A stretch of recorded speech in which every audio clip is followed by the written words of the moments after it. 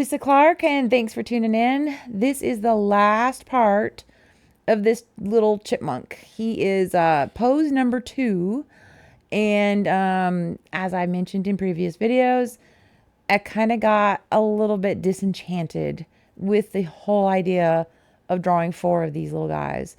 So I did stop after 2. I have some ideas of what I might do for the other 2 openings of the matting of the frame that I bought at actually at a Goodwill.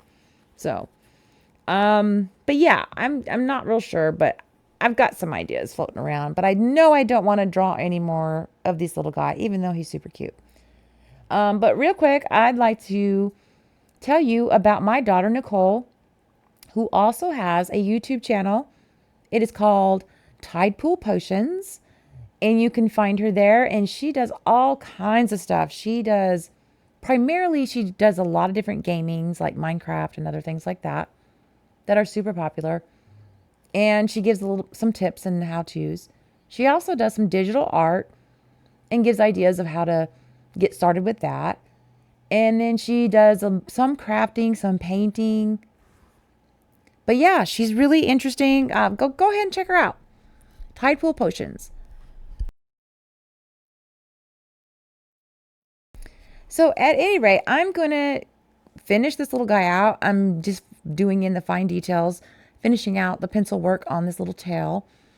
And you're going to see me, I pick up a little bit of gray, I believe like a creamy beige. This one is like a brownish red, could be a sienna, I'm not real sure. Like always, I always put everything in my description right below this video. And you can click on the links. I am not sponsored. I don't get any kickbacks from any of the links that are in my description box beneath this video. They are just to be helpful. I'm just trying to help y'all. If you're looking for the Carbothello pencils or Pan Pastels or anything like that, then you'll find all those links in the description box below the video. So now all I'm doing is putting in a little bit of the shadowing, and you'll see that there. And I will blend that out just a little bit so it's not so harsh.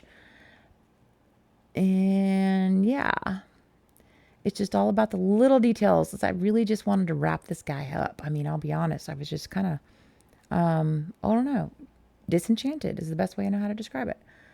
So that's what I'm doing. I'm just laying down a little bit of pencil work, just trying to fine tune every little thing that I want to pick up on it. And you can see, obviously, from the photo reference there I'm showing you, I did not do an exact pose. I added an acorn and put both his hands kind of in front of his mouth, wrapped around that acorn. His feet, I put slightly different position. And then, of course, the obvious thing, I added the whole tail, which is not in the photo reference. And all I did for the tail, honestly, I just kind of Googled it. What do chipmunk tails look like? And I probably looked at about 15 or 20 different pictures of chipmunk tails just to get an idea of what they look like before I tried to attempt to draw it onto this little guy here. So I have no reference photo for that. Literally looked at, like I said, 15 or 20 different photos just to get an idea of what they look like. It's not the focal point of this picture, so I didn't need it to be, like a standalone situation. And you're seeing me here using a very light colored, not orange, not brown. It's just really light to pick up where his little toenails are on these 2 feet. Again, not the focal point, so I didn't want a whole lot of details on this picture. My focal point really was his head and that acorn. So, yeah. And this goes for any reference photo that you might be using for a drawing that you're doing. Make it your own. I mean, you can take a reference photo and you can manipulate it how you want it to look. I mean, if you're just needing it to know what the basic shapes are, what the basic shading are, the colors are, then great. And then from there, well, heck, you can just do about anything, really. You could put a little party hat on his head. You could just add things, take things away. Don't think as a reference photo as a complete have to have it look exactly like this. Think of a reference photo just exactly what it says. It's a reference. It's to let you know where the ear goes, where the highlights on the eye go, what shades, what colors are happening, like around his head, around the chin, or whatever.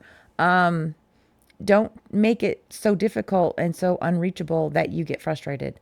I do that myself sometimes, honestly. I'll look at a reference photo and I think it has to be exactly like it. It really doesn't. It should be what you want it to look like. So keep that in mind when you're tackling your next project. Make it yours. Feel good about what you're doing. Pick a subject matter that makes you happy and makes you happy to try to draw it. So, or paint or whatever you're doing with crafts. It's great. Get out there and do it.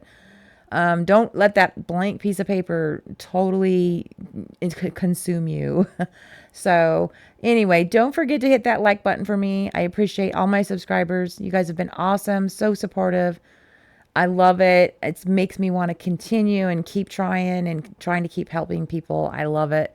It just makes me feel great.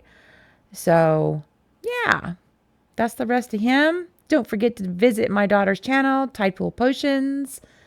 And you know what? Just have a great rest of the day. Thanks for watching. Bye.